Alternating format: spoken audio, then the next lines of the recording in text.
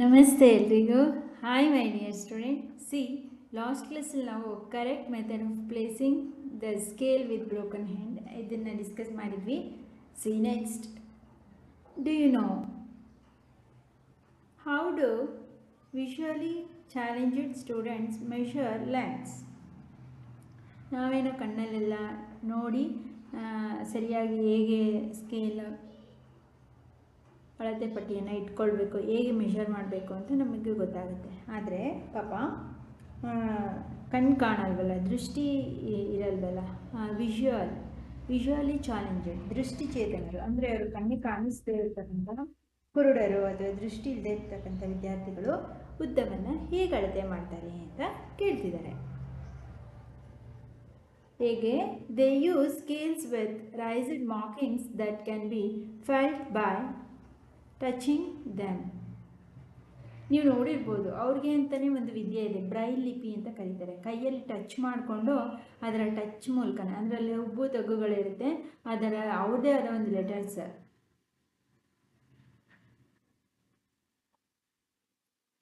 Braille ಲಿಪಿ ಅಂತಲೇ ಕರೀತಾರೆ. ಪಾಪ ಅವರು ಅದರಲ್ಲಿ ಅವರ ಸ್ಪರ್ಶ ಜ್ಞಾನದ ಮೂಲಕ ಏನು ಮಾಡ್ತಾರೆ, ಆ ವಸ್ತುಗಳನ್ನು ಗುರುತು ಮಾಡಬೇಕು, ಅಳತೆ ಪಟ್ಟಿಯನ್ನು ಅದರಲ್ಲಿ ಸ್ಪರ್ಶದ ಅನುಭವವನ್ನು ಬಳಸ್ಕೊಂಡು ಅವರು ಅಳತೆಯನ್ನು ಮಾಡ್ತಾರೆ. ಇಲ್ಲೊಂದು ಸ್ಟೀಲ್ ಸ್ಕೇಲು, ಇಲ್ಲಿ ಲೆಟರ್ಸ್ ಎಲ್ಲ ಸುಮ್ಮನೆ ಹಳ್ಳದ ರೀತಿಯಲ್ಲಿ ಕೊರೆದಿರ್ತಾರೆ ಈ ನಂಬರ್ಸ್ಗಳನ್ನ. ಅದನ್ನು ಟಚ್ ಮಾಡಿ ಅದರ ಆಕಾರದ ಮೂಲಕ ಶೇಪ್ನ ನೋಡಿ ಸ್ಪರ್ಶಿಸಿ ಅದನ್ನು ಕಂಡುಹಿಡಿತಾರೆ.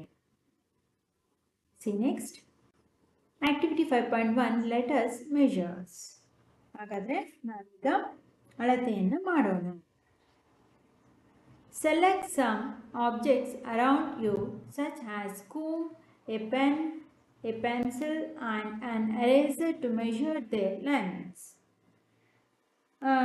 ನೀವು ಈಗ ಉದ್ದವನ್ನು ಅಳತೆ ಮಾಡಬೇಕು ಅಂದರೆ ನಿಮ್ಮ ಸುತ್ತಲೂ ಇರ್ತಕ್ಕಂಥ ಕೆಲವೊಂದು ವಸ್ತುಗಳನ್ನ, ನಿಮ್ಮ ಸುತ್ತ ನಿಮಗೆ ಒಂದು ಸ್ಕೇಲ್ ಇರ್ಬೋದು, ಅಥವಾ ಒಂದು ನೋಟ್ಬುಕ್ ಇರ್ಬೋದು, ಒಂದು ಪೆನ್ ಇರ್ಬೋದು, ಒಂದು ಕೂಂಬು, ಬಾಚಣಿಗೆ ಇರ್ಬೋದು, ಏನು ಸಿಗುತ್ತೆ ನಿಮಗೆ ಇಲ್ಲಿ ಕೊಟ್ಟಿರೋದೇ ಅಂತಲ್ಲ, ನಿಮ್ಮ ಮನೆಯಲ್ಲಿ ಅಥವಾ ನಿಮ್ಮ ಸ್ಕೂಲ್ನಲ್ಲಿ ಸಿಗ್ತಕ್ಕಂಥ ಕೆಲವೊಂದು ವಸ್ತುಗಳನ್ನ ತೆಗೆದುಕೊಳ್ಳಿ. ಇಲ್ಲಿ ಏನೇನು ಕೊಟ್ಟಿದ್ದಾರೆ? ಕೂಂಬ್ ಕೊಟ್ಟಿದ್ದಾರೆ, ಬಾಚಣಿಗೆ, ಪೆನ್, ಪೆನ್ಸಿಲ್ ಮತ್ತು ಎರೇಸರ್. ನಿಮ್ಮ ಹತ್ರ ಜಾಮೆಟ್ರಿಯಲ್ಲೇ ಸಿಗ್ತಕ್ಕಂಥ ಈಸಿಯಾಗಿ ಸಿಗ್ತಕ್ಕಂಥ ವಸ್ತುಗಳನ್ನ ಕೊಟ್ಟಿದ್ದಾರೆ.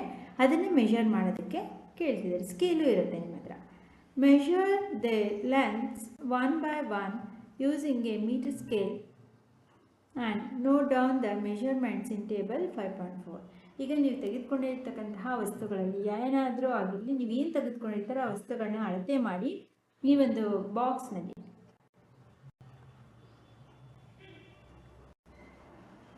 ಆಬ್ಜೆಕ್ಟ್ ಹೆಸರು ಮತ್ತು ಅದು ಎಷ್ಟು ಉದ್ದ ಇದೆ, ಲೆಂತ್ ಆಫ್ ದ ಆಬ್ಜೆಕ್ಟ್, ಇದನ್ನು ಬರೀರಿ ಅಂತ ಕೇಳ್ತಿದೆ. ಈಗ ನಾವು ಫಸ್ಟ್ ಏನನ್ನು ತೊಗೊಂಡಿದ್ದೀವಿ, ಅಲ್ಲಿ ಕೊಟ್ಟಿರೋದನ್ನೇ ನಾನು ತೊಗೋತೀನಿ.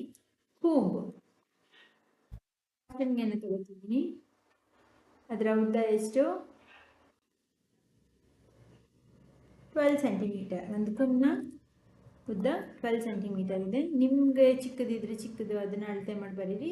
ದೊಡ್ಡದಿದ್ರೆ ದೊಡ್ಡದು, ಅದರ ಅಳತೆಯನ್ನು ಬರೀರಿ. ಅದೇ ರೀತಿ ನೆಕ್ಸ್ಟ್ ಆಬ್ಜೆಕ್ಟ್ ಏನು ಕೊಟ್ಟಿದ್ದಾರೆ? ಪೆನ್ಸಿಲ್, ಪೆನ್ ಅಥವಾ ಪೆನ್ಸಿಲ್, ಪೆನ್ನು. ಅದರದ್ದು ಉದ್ದ ಎಷ್ಟಿದೆ? 14 ಸೆಂಟಿಮೀಟರ್. ಅದೇ ರೀತಿ ಪೆನ್ಸಿಲ್,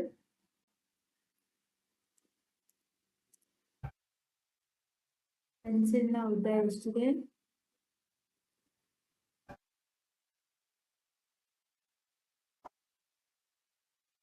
14 ಸೆಂಟಿಮೀಟರ್. ಅದೇ ರೀತಿ ಆಬ್ಜೆಕ್ಟ್ ಎರೇಸರ್,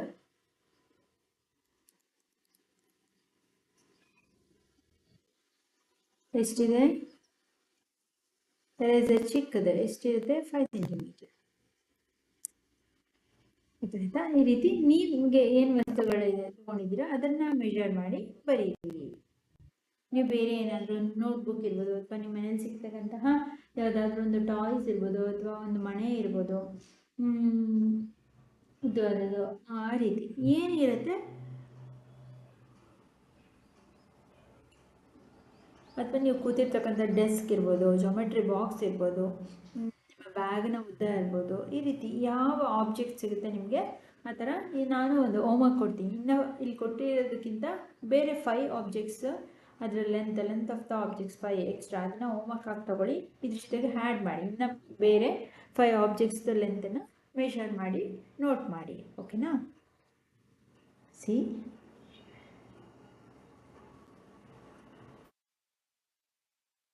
next,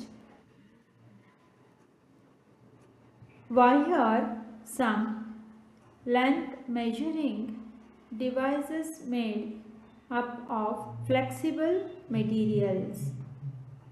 ಅಂದರೆ ಉದ್ದವನ್ನು ಅಳೆಯೋದಕ್ಕೆ ಬಳಸ್ತಕ್ಕಂಥ ಕೆಲವೊಂದು ಉಪಕರಣಗಳು ನಮ್ಯ ವಸ್ತುಗಳಿಂದ ಏಕೆ ಮಾಡಿರ್ತಾರೆ ಅಂದರೆ ಸ್ವಲ್ಪ ಬಾಗುತ್ತೆ, ಬೆಂಡಾಗುತ್ತೆ, ಫ್ಲೆಕ್ಸಿಬಲ್ ಆಗಿರುತ್ತೆ. ಈಗ ಬಟ್ಟೆ ಅಂಗಡಿಗೆ ಹೋದರೆ ಅವರ ಟೇಪ್ ನೋಡಿ ತುಂಬ ಗಟ್ಟಿ ಇರಲ್ಲ, ಅವ್ರ ಸ್ಕೇಲ್ ಅದು ಟೇಪ್ ಥರ ಇರುತ್ತೆ ಅಲ್ವಾ, ಮಡ್ಚ್ಬೋದು, ರೋಲ್ ಮಾಡ್ಬೋದು. ಅವರು ಅಳತೆ ಪಟ್ಟಿ ಏನಿರುತ್ತೆ ಒಂಥರ ಫ್ಲೆಕ್ಸಿಬಲ್ ಆಗಿ ನಮ್ಯವಾಗಿ ತುಂಬ ಸಾಫ್ಟಾಗಿ ಮಡಚುವಂತೆಯೇ ಬಾಗುವಂತೆಯೇ ಕೆಲವೊಂದು ಅಳತೆ ಪಟ್ಟಿಗಳು, ಅಳತೆ ಮಾಡ್ತಕ್ಕಂತಹ ಉಪಕರಣಗಳು ತುಂಬ ನಮ್ಯವಾಗಿರುತ್ತೆ. ಯಾಕೆ ಅಂತಂದರೆ ಈ ತುಂಬ ಸ್ಟ್ರೇಟಾಗಿ ಈ ಗಟ್ಟಿಯಾದಂಥ ಈ ಸ್ಕೇಲ್ ಥರ ಇದ್ಬಿಟ್ರೆ ಈ ಬಟ್ಟೆನಿರ್ಬೋದು ಹೇಗೆ ಬೇಕಾಗಿ ಅದನ್ನು ಅಳತೆ ಮಾಡೋಕ್ಕಾಗಲ್ಲ, ಮುರಿದೋಗ್ಬಿಡುತ್ತೆ. ಹಾಗಾಗಿ ಸ್ವಲ್ಪ ನಮ್ಯವಾಗಿ ಸಾಫ್ಟಾಗಿ ಇರುತ್ತೆ, ಫ್ಲೆಕ್ಸಿಬಲ್ ಆಗಿ. While writing the length do not forgot to write the unit also. ನೀವು ಯಾವುದೇ ಉದ್ದವನ್ನು ಬರೀಬೇಕಾದ್ರೆ ಇಷ್ಟು ಉದ್ದ ಇದೆ ಅಂತ ಇಲ್ಲಿ ನೋಡಿ ಚಿತ್ರ ಇಲ್ಲಿದೆ ಅಲ್ವಾ, 5 ಅಂತ ಅದರ ಉದ್ದ 5 ಇರ್ಬೋದು, ಆದರೆ ಅದರ ಯೂನಿಟನ್ನು ಬರೆಯೋದನ್ನ ಮರಿಬಾರ್ದು. ಅಂದರೆ 5 ಸೆಂಟಿಮೀಟರ್ ಇರ್ಬೋದು, ಅಥವಾ ಯಾವುದೋ ತುಂಬ ಇನ್ನೂ ಉದ್ದವಾದದ್ದು ಬರೆದ್ರೆ ಮೀಟರಲ್ಲಿ ಅಳಿತಿದ್ದೀರಾ ಅಂದರೆ ಮೀಟರ್ ಅಂತ ಬರೆಯೋದಿರ್ಬೋದು, ಅಥವಾ ಒಂದು ಊರಿಂದ ಇನ್ನೊಂದು ಊರನ್ನು ಅಳತೆಯನ್ನು ಲೆಂತ್ ಉದ್ದವನ್ನು ಹೇಳ್ತಿದ್ದೀರಾ ಅಂದರೆ ಕಿಲೋಮೀಟರ್ ಅಂತ ಅದರ ಯೂನಿಟ್ ಇರುತ್ತಲ್ಲ ಅದರ ಏಕಮಾನವನ್ನು ಅದ್ರ ಜೊತೆ ಬರೆಯೋದನ್ನ ಯಾವುದೇ ಕಾರಣಕ್ಕೂ ಮರಿಬಾರ್ದು. 5 ಕಿಲೋಮೀಟರ್ ಅಂತ ಇರ್ಬೋದು, 15 ಸೆಂಟಿಮೀಟರ್ ಅಂತ, 14 ಮೀಟರ್ ಈ ರೀತಿ ಅಂತ ಆಯ್ತಾ, ಅದರ ಏಕಮಾನವನ್ನು ಬರೆಯೋದನ್ನ ಮರಿಬೇಡಿ. Thus, your result will consist of 2 parts. One part is a number and another part is the unit of measurement. ಏನು ಉದ್ದವನ್ನು ಬರಿಬೇಕಾದ್ರೆ ನಾವು ಉದ್ದದೊಂದಿಗೆ ಅದರ ಏಕಮಾನವನ್ನು ಬರಿಬೇಕು. ಹಾಗೆ ನೀವು ಉತ್ತರದಲ್ಲಿ ಇಲ್ಲಿ 2 ಭಾಗವನ್ನು ಹೊಂದಿರುತ್ತೆ. ಒಂದೇನು ನಂಬರ್ 5 ಅನ್ನೋದು ನಂಬರ್ ಅದರ ಉದ್ದ, ಈ ಸೆಂಟಿಮೀಟರ್ ಅನ್ನೋದು ಅದರ ಏಕಮಾನ ಅಲ್ವಾ. ಅಲ್ಲಿ 1 part 2 parts of your answer. ನಿಮ್ಮ ಉತ್ತರದಲ್ಲಿ 2 ಭಾಗಗಳು, ಒಂದು ಮೊದಲನೇ ಭಾಗ ಸಂಖ್ಯೆ ಆಗಿರುತ್ತೆ, ಮತ್ತೊಂದು ಭಾಗ ಅಳತೆಯ ಏಕಮಾನ ಅದರ ಯೂನಿಟ್ ಆಗಿರುತ್ತೆ. ಸೆಂಟಿಮೀಟರ್ ಅನ್ನೋದು is A unit of length. Some of your friends in the class would have measured the length of the same objects. ನಿಮ್ಮ ಕ್ಲಾಸಲ್ಲಿ ನಿಮ್ಮ ಫ್ರೆಂಡ್ಸ್ಗಳು ಸಹ ಇದೇ ರೀತಿ ವಸ್ತುಗಳನ್ನು ಅಳತೆ ಮಾಡಿರ್ಬೋದು. ಅಂದರೆ ಅವರು ಸಹ ಬೇರೆ ಬೇರೆ ಆಬ್ಜೆಕ್ಟ್ಸ್ನ ಅಳತೆ ಮಾಡಿರ್ಬೋದು. Compare the length measured by you with that of your friends. ನೀವು ನಿಮ್ಮ ಫ್ರೆಂಡ್ಸ್ ಮಾಡಿರ್ತಕ್ಕಂಥ ಮೆಷರ್ಮೆಂಟ್ನ ಕಂಪೇರ್ ಮಾಡಿ ನೋಡಿ, ಹೋಲಿಕೆ ಮಾಡಿ ನೋಡಿ. ಅವರು ಒಂದು ಪೆನ್ಸಿಲ್ನ ಅಳತೆ ಮಾಡಿರ್ತಾರೆ, ಅವರು ಅದರ ಲೆಂತನ್ನು ಮೆಷರ್ ಮಾಡಿರ್ತಾರೆ, ನೀವು ಪೆನ್ಸಿಲ್ನ ಅಳತೆ ಮಾಡಿರ್ತೀರಿ. ಇಬ್ಬರದ್ದು ಸೇಮ್ ಇದೆಯಾ, ಇಬ್ಬರು ಪೆನ್ಸಿಲ್ದು ಆ್ಯಂಡ್ ಪೆನ್, ಒಂದು ಪೆನ್ನ ಲೆಂತ್ ಅದರ ಉದ್ದ, ಇಬ್ಬರು ಪೆನ್ ನಿಮ್ಮದು ಮತ್ತು ನಿಮ್ಮ ಫ್ರೆಂಡ್ ಇಬ್ಬರ ಪೆನ್ನು, ಇಬ್ಬರ ಪೆನ್ಸಿಲ್ಸು, ಇಬ್ಬರ ಎರೇಸರ್ಸು ಆ್ಯಂಡ್ ಬೇರೆ ಯಾವುದಾದ್ರು ನಿಮ್ಮ ಬ್ಯಾಗ್ಸ್ ಇರ್ಬೋದು, ಜೊಮೆಟ್ರಿ ಬಾಕ್ಸ್ ಇರ್ಬೋದು, ಈ ರೀತಿ ಇಬ್ಬರದ್ದು ಒಂದೇ ಅಳತೆ ಇದೆಯಾ ಅಂತ ಸ್ವಲ್ಪ ಹೋಲಿಕೆ ಮಾಡಿ ನೋಡಿ. Are the measurement length the same or slightly different, ಸ್ವಲ್ಪ ಏನಾದರೂ ವ್ಯತ್ಯಾಸ ಇದೆ ಅಥವಾ ಇಬ್ಬರದು ಒಂದೇ ಇದೆಯಾ. If not the same, discuss the possible reasons for the difference. ಒಂದು ವೇಳೆ ಒಂದೇ ಸಮ ಇದ್ದರೆ ಪರವಾಗಿಲ್ಲ, ಅದು ತುಂಬ ಡಿಫ್ರೆನ್ಸ್ ಇತ್ತು, ತುಂಬ ವ್ಯತ್ಯಾಸ ಇತ್ತು ಅಂದರೆ ಯಾಕಷ್ಟೊಂದು ವ್ಯತ್ಯಾಸವಾಗಿದೆ ಅಂತ ಅದ್ರ ಬಗ್ಗೆ ಡಿಸ್ಕಸ್ ಮಾಡಿ, ಇಬ್ಬರು ಚರ್ಚಿಸಿ ಅಂತ ಹೇಳ್ತಾ ಇದ್ದಾರೆ. Next, units of length such as kilometer, meter, centimeter and millimeter begin with a lowercase letter except at the beginning of the sentence. ಅಂದರೆ ವಾಕ್ಯ ಸ್ಟಾರ್ಟ್ ಆಗಬೇಕು ಅಂತಂದರೆ ಪ್ರಾರಂಭ ಹೊರತುಪಡಿಸಿ ಏಕಮಾನಗಳಾದ ಕಿಲೋಮೀಟರ್ ಇರ್ಬೋದು, ಮೀಟರ್ ಇರ್ಬೋದು, ಸೆಂಟಿಮೀಟರ್ ಅಥವಾ ಮಿಲಿಮೀಟರ್ಗಳಲ್ಲಿ ಅವುಗಳನ್ನ ಇಂಗ್ಲೀಷ್ ವರ್ಣಮಾಲೆ ಅಂದರೆ ಇಂಗ್ಲೀಷ್ ಲೆಟರ್ಸಲ್ಲೇ ಚಿಕ್ಕ ಅಕ್ಷರದಲ್ಲಿ ಇರಬೇಕು. ಅಂದರೆ ಲೋಯರ್ ಕೇಸ್ ಅಂದರೆ ಇಂಗ್ಲೀಷ್ ಲೆಟರಲ್ಲಿ ಈಗ ಸೆಂಟಿಮೀಟರ್ ಅಂದರೆ ಕ್ಯಾಪಿಟಲ್ ಬರಿಬಾರ್ದು. ನೀವು ಈ ರೀತಿ ಏಕಮಾನವನ್ನು ಬರೀತಿರಲ್ಲ, ಅದು ಕಿಲೋಮೀಟರ್ ಅಂತ ಇರ್ಬೋದು ಅಥವಾ ಮೀಟರ್ ಅಂತ ಇರ್ಬೋದು ಅಥವಾ ಸೆಂಟಿಮೀಟರ್ ಅಂತ ಇರ್ಬೋದು. ಅದು ಇಂಗ್ಲಿಷ್ ಅಕ್ಷರದ ಸ್ಮಾಲ್ ಲೆಟರ್ಸಲ್ಲಿ ಬರೀಬೇಕು. ಲೋಯರ್ ಕೇಸಲ್ಲಿ ನೀವು ಬಿಗ್ ಲೆಟರಲ್ಲಿ ಮೀಟರ್ ಅಂತ ಕ್ಯಾಪ್ಸಲ್ಲಿ ಬರೆಯೋದು, ಅರ್ಥ ಆಯ್ತಾ? ಈ ರೀತಿ ಕ್ಯಾಪಿಟಲ್ ಲೆಟರಲ್ಲಿ ಬರೆಯೋದು ಮಾಡಬಾರ್ದು. ಸ್ಮಾಲ್ ಲೆಟರಲ್ಲಿ ಇಲ್ಲಿದೆಯಲ್ಲ ಸೆಂಟಿಮೀಟರ್, ಮೀಟರ್ ಅದನ್ನೆಲ್ಲ ಸ್ಮಾಲ್ ಲೆಟರ್ಸಲ್ಲೇ ಇರಬೇಕು. Their symbol kilometre, metre and centimetre and millimeter are also written in the lowercase letters and are never followed by s for the plurals. ಹಾಗೆ ನೀವು ಸ್ಮಾಲ್ ಲೆಟರಲ್ಲಿ ಬರೆಯೋದ್ರ ಜೊತೆಗೆ ಕಿಲೋಮೀಟರ್ಸ್, ಮೀಟರ್ಸ್, ಎಸ್ ಅನ್ನು ಸೇರಿಸಬಾರ್ದು. ಮೀಟರ್ಗಳು, ಸೆಂಟಿಮೀಟರ್ಗಳು ಈ ರೀತಿ M ಪಕ್ಕ ಎಸ್ ಅನ್ನು ಬರೆಯೋದು. ಅದು ಏನಾಗುತ್ತೆ, ಎಸ್ ಅಂತ ಬರೆದ್ರೆ ಜಾಸ್ತಿ ಆಗುತ್ತೆ. ಮೀಟರ್ ಅಂದರೆ ಮೀಟರ್ ಅಷ್ಟೇ. ಅದು ಎಸ್ ಅನ್ನು ಯಾವುದೇ ರೀತಿ ಪ್ಲೂರಲ್ ಬಹುವಚನದಲ್ಲಿ ನೀವು ಅದನ್ನ ಸೇರಿಸುವ ಹಾಗೆ ಇಲ್ಲ, ಎಸ್ ಅನ್ನ ಸೇರಿಸಬಾರ್ದು. Note that a full stop is not return after the symbol. ಅದೇ ರೀತಿ ಈ ಸೆಂಟಿಮೀಟರ್ ಇಲ್ಲಿ ಬರ್ದಿದ್ದೀವಿ ನೋಡಿ, ಸ್ಮಾಲ್ ಲೆಟರ್ ಅಲ್ಲೇ ಬರ್ದಿದ್ದೀವಿ 15 ಸೆಂಟಿಮೀಟರ್. ಇದು ಪುಲಿ ಸ್ಟಾಪ್, ಇದಾದ ನಂತರ ಪುಲಿ ಸ್ಟಾಪ್ ಇಡೋ ಅವಶ್ಯಕತೆನೂ ಇಲ್ಲ. ಅರ್ಥ ಆಯ್ತಾ? ಪೂರ್ಣ ವಿರಾಮವನ್ನ ಬರೆಯುವಂತ ಅವಶ್ಯಕತೆ ಏನಿಲ್ಲ. ಅದೇ ರೀತಿ except at the end of a sentence while writing the length, always leave a space between the number and the unit. ಅದೇ ರೀತಿ ನೀವು ಯಾವುದೇ ರೀತಿ ಫುಲ್ ಸ್ಟಾಪ್ ಸಹ ಹಾಕಬಾರ್ದು. ಉದ್ದವನ್ನು ನಾವು ಬರಿಬೇಕಾದ್ರೆ ಅದರ ಸಂಖ್ಯೆ ಮತ್ತು ಏಕಮಾನದ ಮಧ್ಯೆ ಸ್ವಲ್ಪ ಸ್ಥಳ ಬಿಡಬೇಕು, ಸ್ವಲ್ಪ ಹೋಗಿ ಗ್ಯಾಪ್ ಬಿಡಬೇಕು. ಇಲ್ಲಿ ಬರ್ದಿದ್ದೀವಲ್ಲ, ಇದಕ್ಕೆ ಒಂದೊಂದು ಸ್ಪೇಸ್. ಈಗ ಸಂಖ್ಯೆ ಬರ್ದಿರ್ತೀವಿ, ನಂಬರ್ಸ್ ಬರ್ದಿರ್ತೀವಿ. ಈ ನಂಬರ್ಸ್ ಬರೆದ್ಮೇಲೆ ಏಕಮಾನ ಅದರ ಯೂನಿಟನ್ನು ಬರಿಬೇಕಾದ್ರೆ ಇದ್ರ ಮಧ್ಯೆ ಗ್ಯಾಪ್ ಕೊಡ್ಬೇಕಂತೆ. ಈಗ ನೋಡಿ ಇಲ್ಲಿ ಇದು 12 ಸೆಂಟಿಮೀಟರ್. ಅದೇ ರೀತಿ ಇದಕ್ಕೆ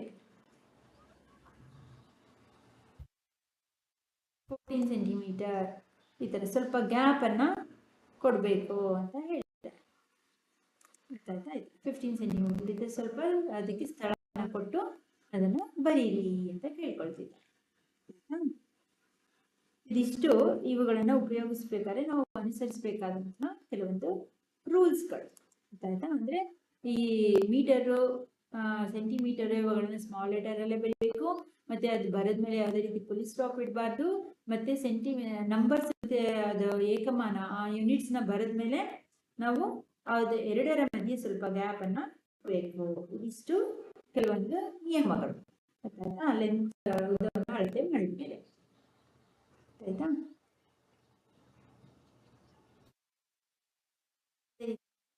next, measuring the length of a curved line.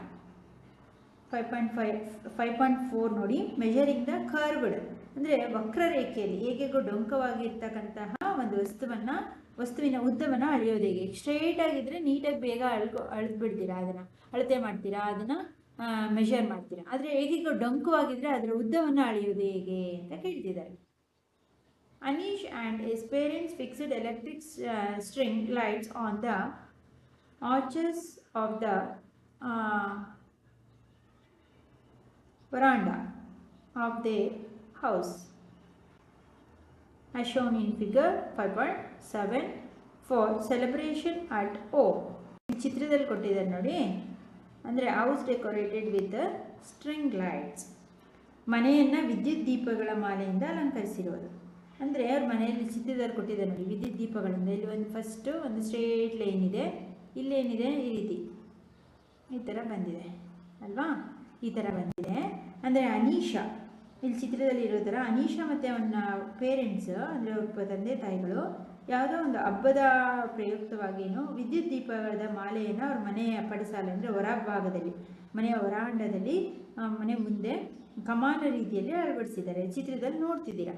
ಹಾಗಾದರೆ how would they have measured the required length of string lights?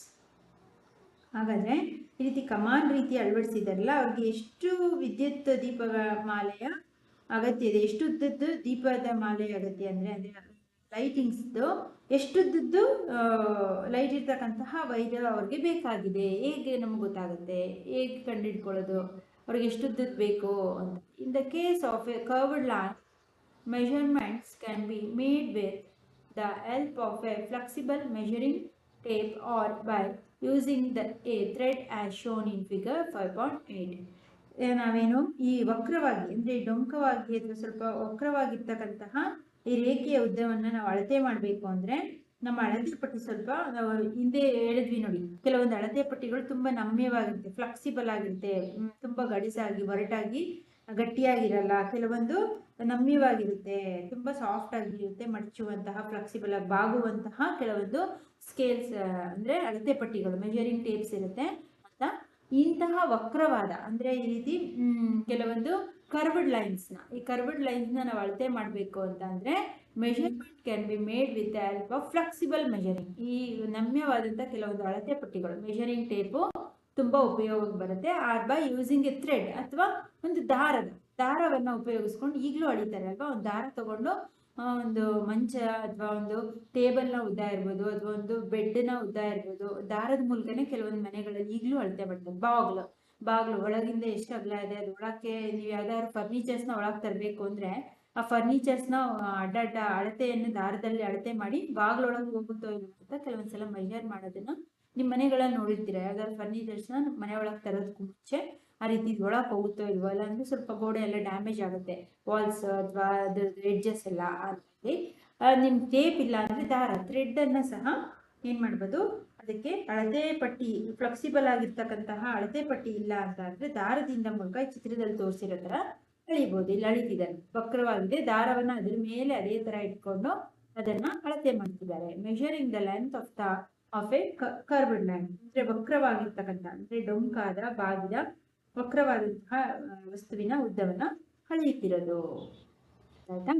The thread can then be straighten and its length can be measured using a metre scale. ಈಗ ಇಲ್ಲಿ ಹೇಗಿರುತ್ತೆ ಅದೇ ಥರ ಈ ದಾರವನ್ನು ಇಟ್ಕೊಂಡು ಹೋಗಿರ್ತಾರೆ. ಆಮೇಲೆ ಏನು ಮಾಡ್ತಾರೆ ಹೇಳಿ, ಇದನ್ನು ನೇರ ಮಾಡ್ತಾರೆ.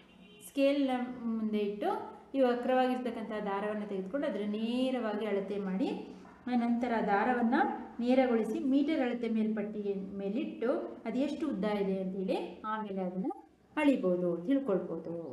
ಆಯ್ತಾ? ವಕ್ರವಾಗಿರ್ತಕ್ಕಂಥ ಡೊಂಕಾದನ್ನು ಹೇಗೆ ಅಳತೆ ಮಾಡ್ತಾರೆ ಅಂತ.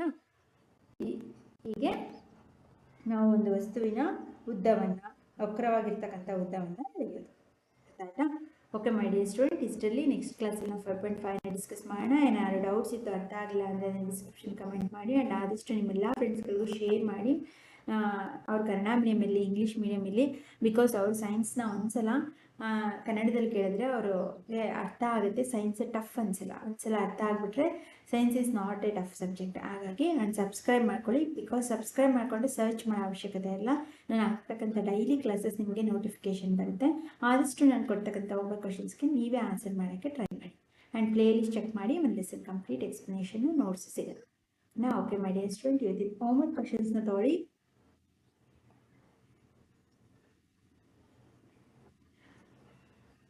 How do the visually challenged students are measure length? ಇದೇ ಫಸ್ಟ್ ಕ್ವಶನ್. ಇದಕ್ಕೆ ಆನ್ಸರ್ ಇಲ್ಲೇ ಸಿಗುತ್ತೆ. ಆ್ಯಂಡ್ ಇದಕ್ಕೆ ಆಲ್ರೆಡಿ ಹೋಮ್ವರ್ಕ್ ಕೊಟ್ಟಿದ್ದೀನಿ. List or find some measuring length of different 5 objects. ಬೇರೆ 5 ಆಬ್ಜೆಕ್ಟ್ಸ್ಗಳದ್ದು ಮೆಷರಿಂಗ್ ಲೆಂತ್ ಮಾಡಿ. ಇದಕ್ಕೆ ಆನ್ಸರ್ ಈಗ ಲೆಸನ್ ಮಾಡಿದ್ವಲ್ಲ, ಅಂದರೆ ಈಗ ಡಿಸ್ಕಸ್ ಮಾಡಿದ್ವಲ್ಲ, ಸ್ವಲ್ಪ ವಕ್ರವಾಗಿರ್ತಕ್ಕಂಥದ್ದು, ಅದಕ್ಕೆ ಅಂತ ಆನ್ಸರ್ ಬರುತ್ತೆ. ಇದಕ್ಕೆ why some measuring devices made of flexible material. ಯಾಕೆ ಅಂತ, because some measuring objects are use to measuring the length of curved lines. Curved ಲೈನ್ಸ್ನ ಮೆಷರಿಂಗ್ ಮಾಡೋಕ್ಕೆ ಹೆಲ್ಪ್ ಆಗುತ್ತೆ ಅಂತ ಬರೀಬೋದು ಆನ್ಸರ್. ಆಯ್ತಾ? See next.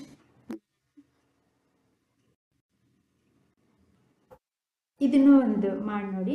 ಅಂದರೆ ಅವಾಗ ಹೇಳಿದ್ವಲ್ಲ, find and measure a length of some objects with your friends and your objects. ನಿಮ್ಮ ಫ್ರೆಂಡ್ಸ್ ಇಬ್ಬರದು ಸೇಮ್ ಇದೆಯಾ ಅಥವಾ ಸ್ಲೈಟ್ಲಿ ಡಿಫ್ರೆಂಟ್ ಇದೆಯಾ, ಆ ಆಬ್ಜೆಕ್ಟ್ಸ್ನ ಮೆಷರ್ ಮಾಡಿ ಅದನ್ನು ಸಹ ಬರೀರಿ. And write some points to use the units of length. How to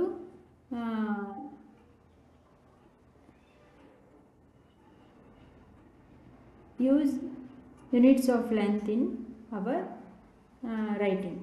ನಾವು ಬರೆಯುವಾಗ ಯೂನಿಟ್ಸ್ ಆಫ್ ಲೆಂತನ್ನು ಯಾವ ರೀತಿ ಯೂಸ್ ಮಾಡಬೇಕು ಅಂತ ಇಲ್ಲಿದೆಯಲ್ಲ, ಅದೇ ಸಿಂಬಲ್ಸ್. ಇದನ್ನು ಪಾಯಿಂಟ್ ವೈಸ್ ಬರ್ಕೊಂಡೋಗಿ ನಾವು ಬಿಗಿನಿಂಗ್ ಸೆಂಟೆನ್ಸ್ ಏನು ಲೋಯರ್ ಕೇಸಲ್ಲಿ ಇರಬೇಕು, ಆ್ಯಂಡ್ ಸಿಂಬಲ್ಸು ಈ ರೀತಿ ಸ್ಮಾಲ್ ಲೆಟರ್ಸಲ್ಲಿ ಇರಬೇಕು. ಅದೇ ರೀತಿ ಏನು ಪ್ಲೂರಲ್ಸ್ ಅಂದರೆ ಎಸ್ಸನ್ನು ಹಾಕಬಾರ್ದು, ಅದು ಸೆಂಟಿಮೀಟರು ಮೀಟರೆಲ್ಲ ಹಾಕಿದ್ಮೇಲೆ. ಅದೇ ರೀತಿ ಪುಲಿ ಸ್ಟಾಪ್ನ ಇಡಬಾರ್ದು, ಸಿಂಬಲ್ ಫುಲ್ ಸ್ಟಾಪ್ನ ಇಡಬಾರ್ದು, ಆ್ಯಂಡ್ ಸ್ಪೇಸ್ನ ಬಿಡಬೇಕು. ಇದಿಷ್ಟನ್ನು ಪಾಯಿಂಟ್ ವೈಸ್ ಬರೀರಿ. And out measuring the length of a curved line. ಹೇಗೆ ಮೆಷರಿಂಗ್ ಮಾಡೋದು ಕರ್ವ್ಡ್ ಲೈನ್ ಅಂತ ಇಲ್ಲಿ ಕೊಟ್ಟಿದ್ದಾರೆ ನೋಡಿ. ಫ್ಲೆಕ್ಸಿಬಲ್ ಮೆಷರಿಂಗ್ ಟೇಪು ಅಥವಾ ಬೈ ಯೂಸಿಂಗ್ ಥ್ರೆಡ್, ಇದರಿಂದ ಮೆಷರ್ ಮಾಡ್ಬೋದು. And write the results of curved line length, ಅದರ ರಿಸಲ್ಟ್ ಅಂತ ಬರೀ ಇದೆ. Thread can be straighten and the length can be measured using a metre scale. ಇದೆ ಆನ್ಸರ್. ಓಕೆನಾ? Okay my dear student, ಇಷ್ಟರಲ್ಲಿ ಒಂದು ಪ್ಲೇಲಿಸ್ಟ್ನ ಚೆಕ್ ಮಾಡಿ, ನಿಮಗೆ ಒಂದು ಲೆಸನ್ ಕಂಪ್ಲೀಟ್ ಎಕ್ಸ್ಪ್ಲನೇಷನ್ನು ಆ್ಯಂಡ್ ನೋಟ್ಸ್ ಸಿಗುತ್ತೆ. ಆದಷ್ಟು ವಿಡಿಯೋನ 2-3 ಟೈಮ್ ಕೇಳಿ ಅರ್ಥ ಮಾಡ್ಕೊಳ್ಳಿ. ಟೆಕ್ಸ್ಟ್ ಬುಕ್ನ ಇಟ್ಕೊಂಡು 2-3 ಟೈಮ್ ಕೇಳಿ ಅರ್ಥ ಆಗುತ್ತೆ. ಆ್ಯಂಡ್ ಹೋಮ್ವರ್ಕ್ ಕ್ವಶನ್ಸ್ಗೆ ಆನ್ಸರ್ ಮಾಡಿ ಇಟ್ಕೊಂಡಿರ್ತಿಲ್ಲ, ಅದನ್ನು ಅಡಿಷನ್ ಕ್ವಶನ್ಸ್ ಆಗಿ ಬರೆದಿಟ್ಕೊಳ್ಳಿ. ಓಕೆನಾ? Okay my dear student, thank you.